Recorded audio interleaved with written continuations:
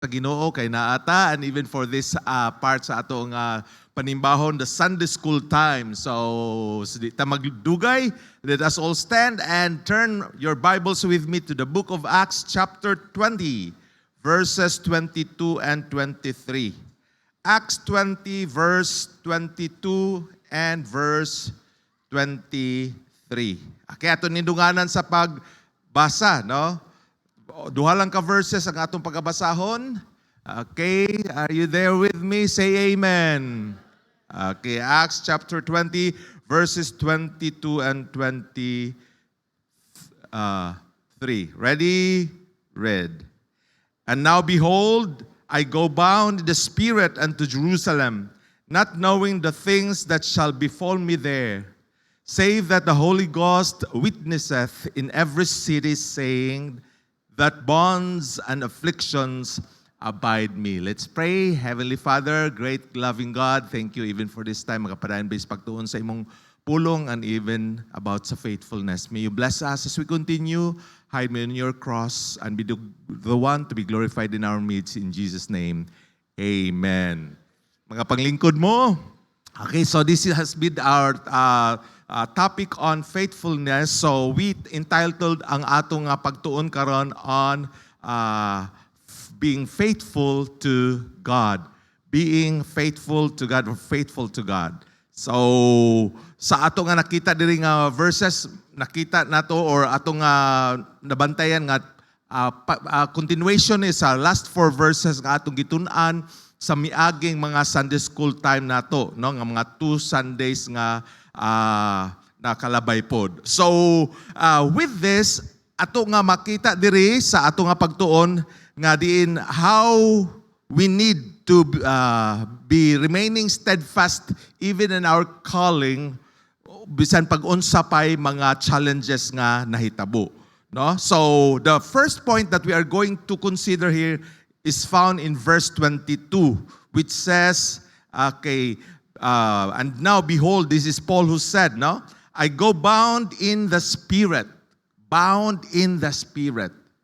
Okay, if you take a look at someone who is being bound, or butang ta ka ng usa ka tao nga nadakpan bitaw tungod sa something yang nabuhat or what, or dayon gipusasan siya, di ba?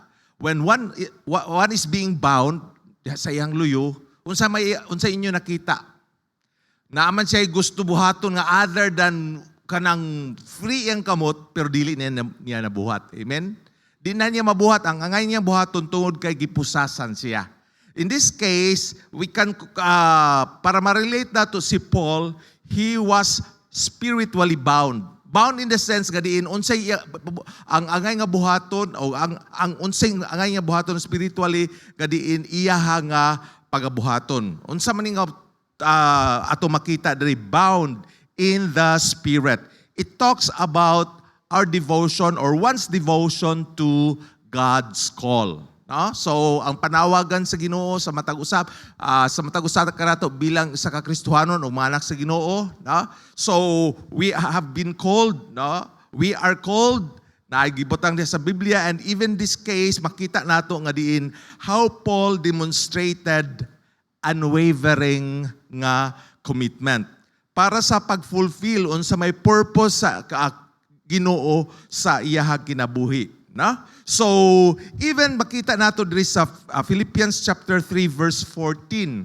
Ingon siya diha, Philippians 3:14, and it goes, I press toward the mark for the prize of the high calling of God in Christ Jesus. Pressing toward the mark. When you are pressing toward the mark, this is something that concerns about God's calling.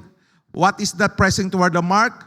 Pressing toward the mark for the prize of the high calling of God in Christ Jesus. So, naay mga panawagan. Piday na matawag nga panawagan sa or mga pagtawag, no?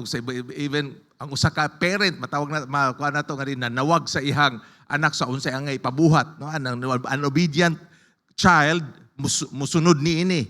Pwede pod nga ang usa ka amo or usa ka boss manawag sa iyang iyang mga subordinates o sa unsa nga ipabuhat dayon buhaton sa iyang nga subordinate, na? And even this case, this is a calling that comes from God. In fact, it is a high calling. So, matawag na itong natin mga panawagan zero, makita nimo nga, lagi tawag ko sama ini sa ubang mga tao or what. But this is the high calling of God. And Paul was pressing toward the mark for such prize. Na? So, mo ito yung makita diri, nga diin, for us, we can also reflect on or evaluate ba unsa may panawagan sa Ginoo sa akong kinabuhi, unsa nang high calling niya, no, nga imuha nga nadunggan, and we are committed to do it. Okay, and even in 1 Corinthians chapter 15 verse 58, makita nato that how could one be steadfast, to remain steadfast in our calling. What does it say? Therefore, my beloved brethren, sige on, be ye steadfast, unmovable, abounding in the work of the Lord, for as much as ye know that your labor is not in vain in the Lord. So, makita na to ang paghagit ni Paul, ang iyang pagbando when he said, be ye. So, the word be has something to do with a command, and that is what he said in here, for us to be steadfast, abounding, unmovable, always abounding. Now, always abounding in the work of the Lord. Once you hear or once you are serving Lord, you are called by God to serve. So, take focus on your service to God. Now, so, that is also makita nato that Paul did not let even sa gitawag nato ka na bang mga kabalaka or unsa gitawag nato ka ng mga unsa pay mga pag-oppose sa iyang mga kaaway, no? Gadiin mo divert ba sa iya unta even from his mission in his time. So the second part nga itong pagatunan in being faithful to follow God's leading, no, is for one to stay focused. Being focused in serving God amidst of what are the circumstances behind or sa iyang palibot.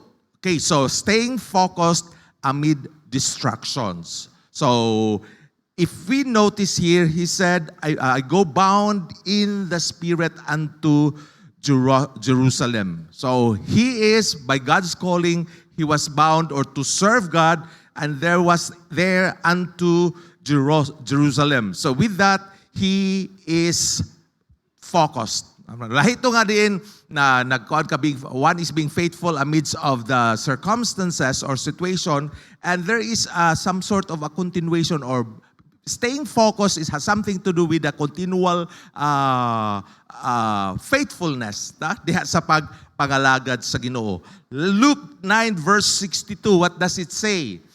Okay, no man having, and Jesus said unto him, no man having put his hand to his plow and looking back is fit for the kingdom of God.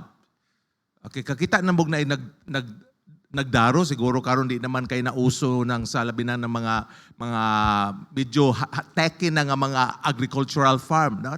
Nagamit na sila mga gitawag natog mga dimotor. Pero makita nato sa usa ka tawo nga diin kung nagkuan siya, nagplow siya ba?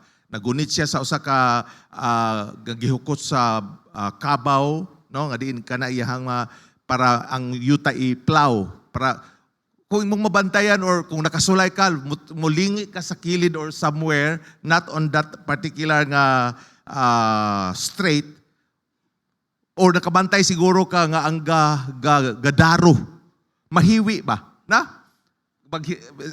Something bitaw nga na buhaton nga di ka makafocus, like pagdaro, makita na to ang sa daro, klaro yun kay na may agi ba nga physical, uy, nahiwi man ang dalan. Although, dahil ka ba ako, pero focus ka sa wala sa imuhang gibuhat or sa pagdaro, mahiwi siya o mo lihis sa unsay angay nga buhaton. So in this case, in staying focused or staying true to follow God's leading, one needs to stay focused amidst of the circumstances or distraction.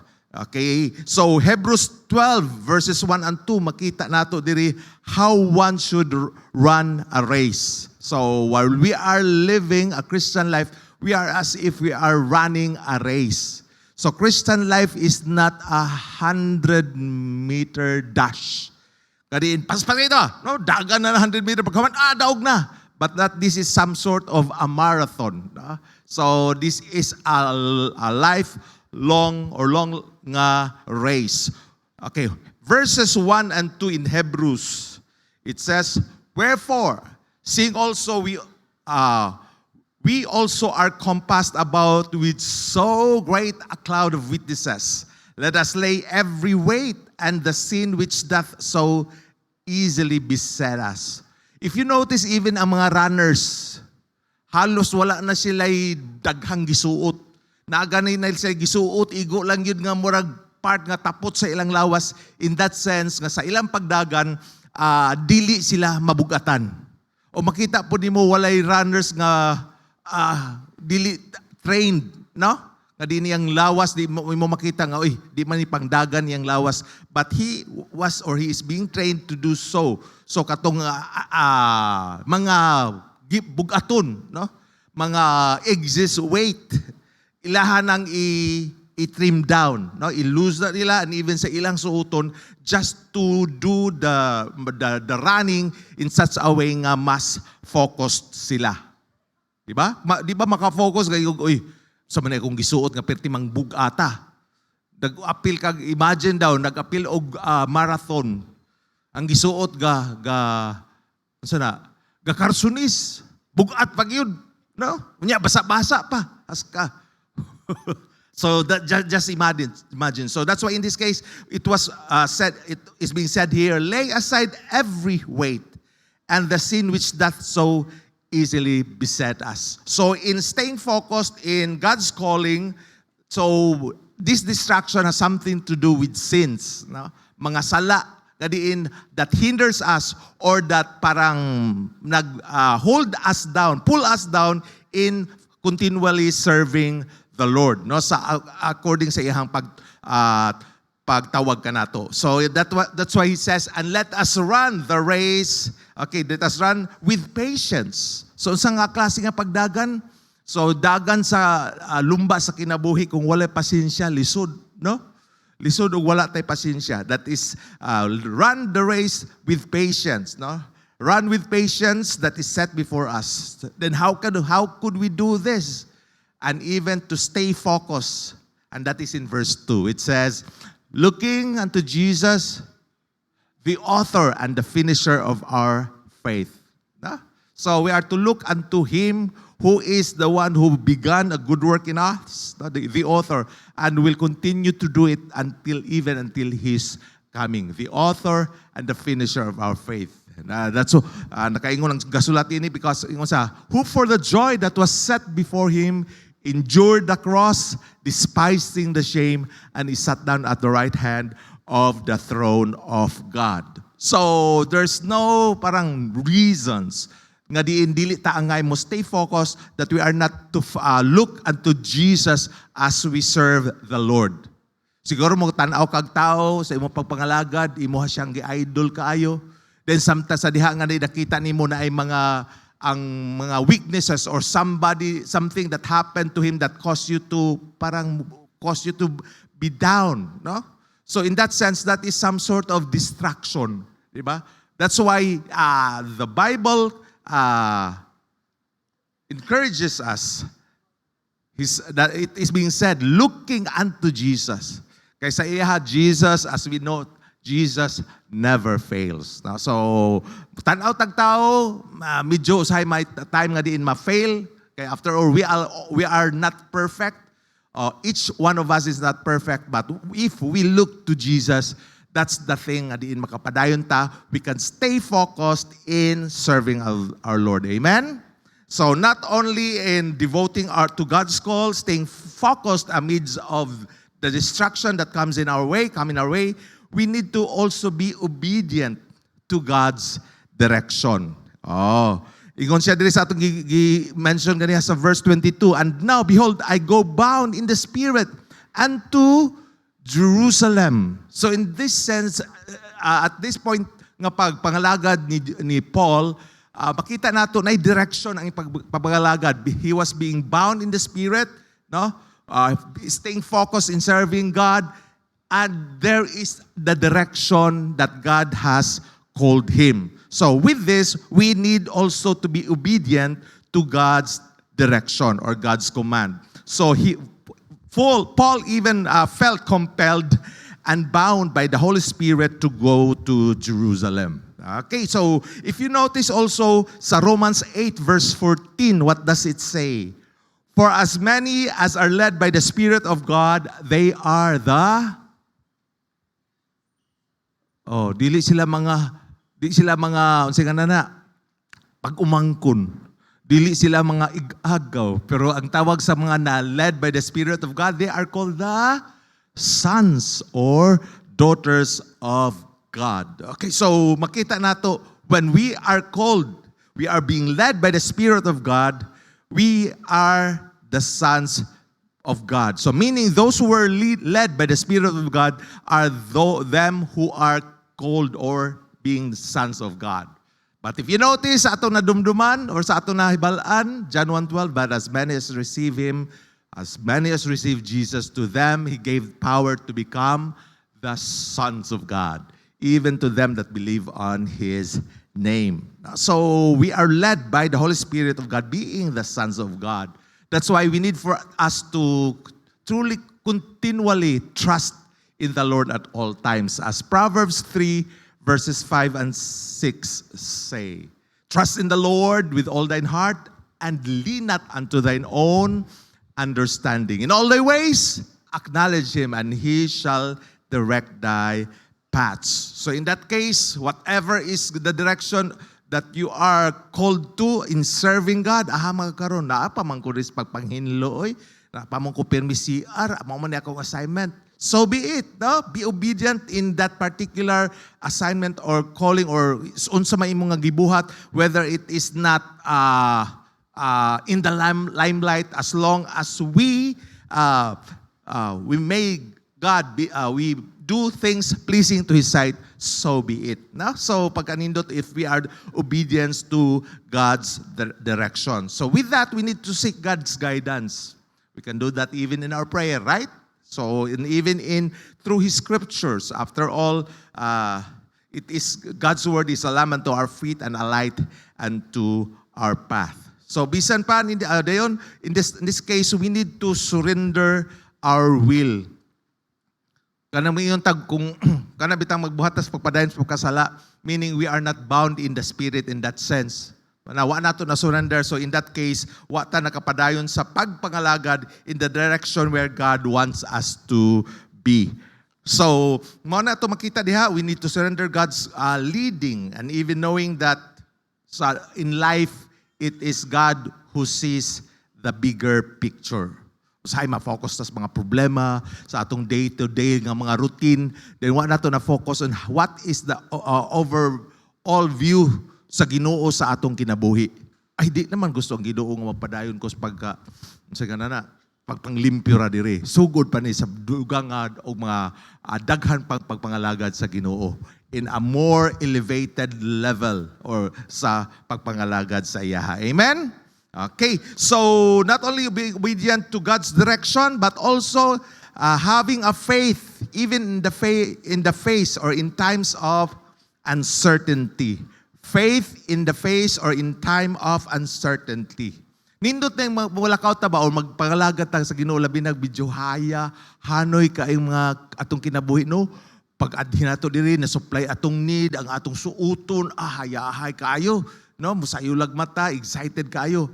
What if ang imo nga pagtuo na ay pagsulay, meaning na ay mga uncertainties nga niabot, no? So in this case, Paul didn't know what awaited him, but even then, he trusted God's purpose in his life. Again, sa verse 22, nga atong ibasa ganiya. And now behold, I go bound in the spirit unto Jerusalem. Sa giingon sa last two words diha, next two words. Not knowing. Lisod biya na mulakaw ka no, nga wa ka kabalo, man ko padulong. Karabot pa ko di ba? Not knowing. O sa case ni Paul, na siya panawagan, being bound spiritually unto Jerusalem, pero sa inyo siya, not knowing the things that shall befall me there. Wa siya kabalo unsay what is coming along his way as he bound himself in the spirit in obedience to God's command, in God's direction, sa pagpangalagad. Wa siya kabalo, pero even then, he has that faith in some uncertainties. Naghapay pagtuo ba? Medyo sayo naman pagtuo nga marag wala. Pero kana ang atong faith mod as we have known, mugrow manggod na once it is being tested. No? So kinahanglang sulayon. So in face of uncertainty, let it be that your faith is nakita, no? Or manadayag. So as Paul said, not knowing. So wala siya kabalo, but even then he trusted God's purpose in his life. Even in the case of Abraham, sa Hebrews 11 verse 8, what does it say? Verse 8 of Hebrews 11 says, Abraham obeyed, no? But by faith, Abraham, when he was called to go out into a place which he should, after receive for the inheritance, obeyed and went out, knowing what is there. No. Not knowing whether he went. Asa man ni padulong ni iingon sa Ginoo. But even then, Abraham obeyed God. So nakita nato how God prospered, how God made his life and being successful as he obeyed God. And that is faith. Verse 8, by faith. Wala gingon niya, by law or by seeing, by taking a look at it in his own perspective. So with his own confidence. But it says, by faith, he went, not knowing. Could we do that? Ginoo diri ba kung di mo kita, wag mo ra magdili. Not knowing whether he went in the case of Abraham. So why is that so? Even in times or in the face of uncertainty, we need this faith in our God, trusting in Him what lies ahead. Isaiah 55 verses 8 and 9, makita nato the ways of God, the thoughts of God. It says in verse 8, for my thoughts are not your thoughts, neither are your ways my ways, saith the Lord. Siguro mo hunahuna, mauni. At time nga din, marag natin hunahunang, di mao, no? Kani siya, marag, di gini mao yang mao. Oh, di may muna hunahuna. Pero God's thoughts, God's ways are not ours. Verse 9, for as the heavens are higher than the earth, so are my ways. Dili ka nino ang ginagawa niya. So are my ways higher than your ways, and my thoughts than your thoughts. So how important is God's ways and thoughts? So with this, there's no reason for us not to embrace God's leading. So we need to embrace uncertainty with faith. In the face of uncertainty, embrace it by faith, with faith, knowing that God's plan for us is for our own good. Jeremiah 29:11, this is worth mentioning. For I know the thoughts that I think toward you, saith the Lord, thoughts of peace and not of evil, to give you an expected end. And that's what we have when we have this, we rely on the Holy Spirit leading.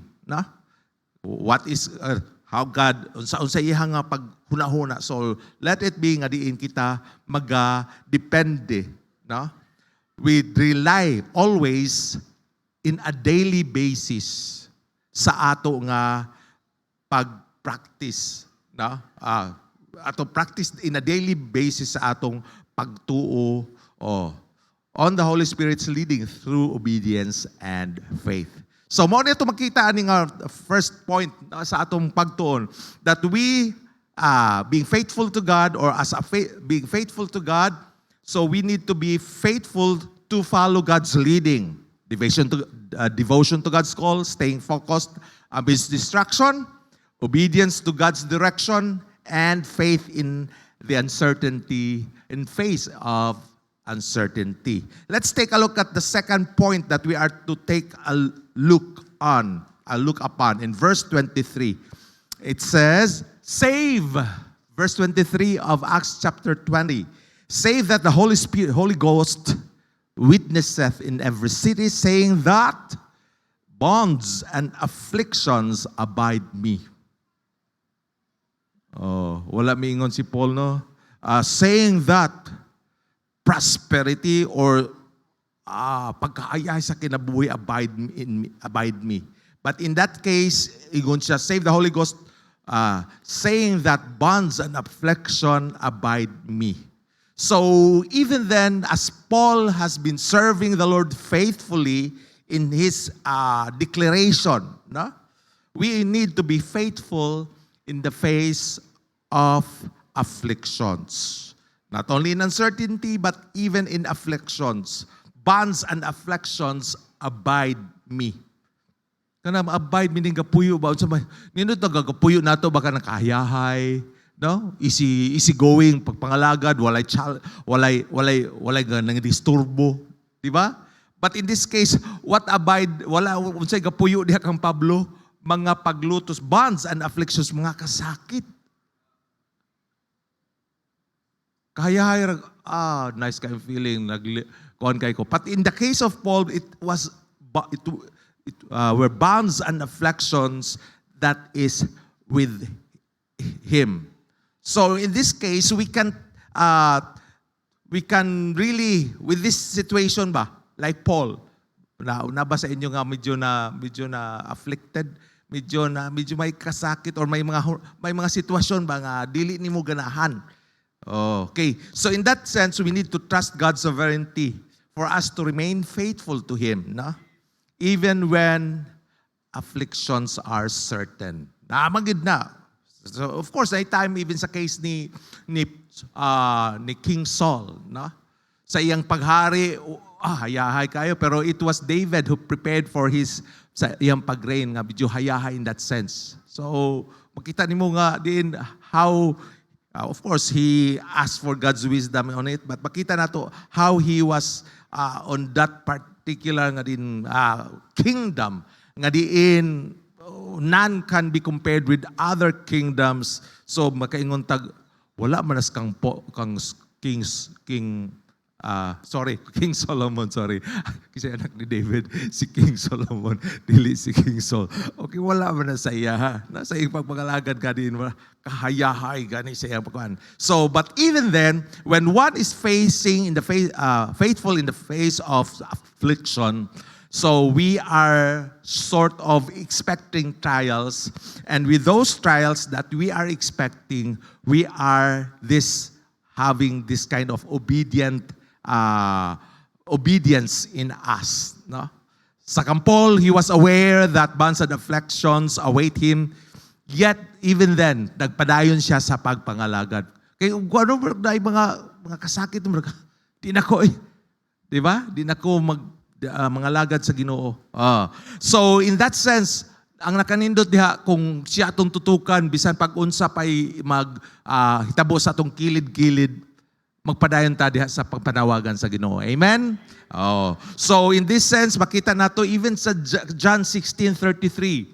Ingon siya diha, in the world you shall have tribulation, but be of good cheer. I have overcome the world. Di ba? So nadaog na sa Ginoo ang kalibutan. So na may mga pagsulay, may mga paglutos, tribulations. Dasig lang, no? Dasig lang sa pagpagalaga sa Ginoo. Be of good cheer. Cheer up, no? Kadiin sa pagpagalaga nato sa Ginoo kay naana. So even in 2 Timothy 3:12, yea, and all that will live godly in Christ Jesus shall suffer victory and shall suffer persecution. Mingkag, sir, wala lagi ko persecution. I-evaluate sa, tanawa sa, kung ngalagad bakas Ginoo, or are we living a godly life? Because it says, yea, and all that live godly in Christ Jesus shall. Oh, so it could be expected nga magsuffer tag persecutions kay after all, the devil is not pleased when we please God sa atong kinabuhi. No? So, that is it. So, we need to recognize nga ang trials are part of Christian walk and are used by God to refine and strengthen us. No? And last but not the least, not only that we are expecting trials and obedience, but we have this confidence in God's sovereign plan. Paul trusted that God was in control. Na kay mga sufferings, God is still in control. Now, 1 Peter 4:19, wherefore, let them that suffer according to the will of God commit the keeping of their souls to Him in well-doing as unto a faithful Creator. No? Job 23:10, according to Job, sa verse, but He knoweth the way that I take. When He hath tried me, I shall come forth as gold. Testings have reasons, no, for us to be purified sa atong kinabuhi, that we can come forth as gold. So let's view trials, no, sa atong kinabuhi as opportunities. Kaya namang pagsulayaw. Kaya na po. But take this as opportunity. Wow, pagsulay ni. It will increase my faith. It will make me grow in grace and in knowledge of our Lord and Savior Jesus Christ. We can grow in faith and we can glorify God. So in that sense, let's continue serving the Lord, faithful to His calling, no? Faithful to God. Kay, after all, yan ang Ginoo nagapanglihok sa atong kinabuhi. I have been, even sa pag-anhi diri, makita na ko how God is faithful even along the way, going and coming and going, returning. Makita na ko ang Ginoo nagpadayon sa iyang pagka-faithful. No? Unsa man ay mga one way diha unsa pa, pero unsa pa mga challenges diha, but God has been faithful. So thus we need to be faithful to God. Let's pray. Heavenly Father, thank you, Lord, for this time sa among pagtuon, even to being faithful to you. Help us to do that, O God, and even that those that come in our way, Ginoo, di man nindot para sa amuha, but Lord, help us to take that closer look from you, nga diin maka-view mi ani as a privilege, as opportunity of growing sa among pagpangalagad kanimo. Bless us as we continue with our service in Jesus' name. Amen. Thank you.